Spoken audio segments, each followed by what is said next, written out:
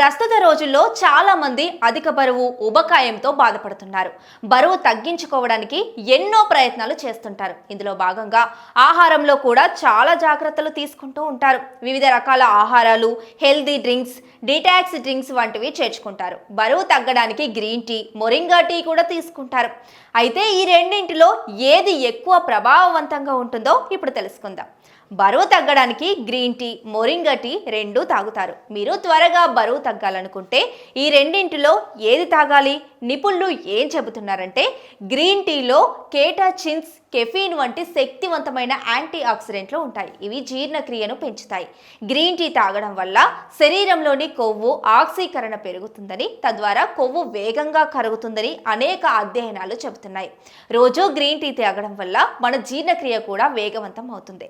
మునగాకు టీలో ఫైబర్, విటమిన్లు, ఖనిజాలు పుష్కలంగా ఉంటాయి. ఫైబర్ మిమ్మల్ని ఎక్కువసేపు కడుపు నిండిన అనుభూతిని కలిగిస్తుంది.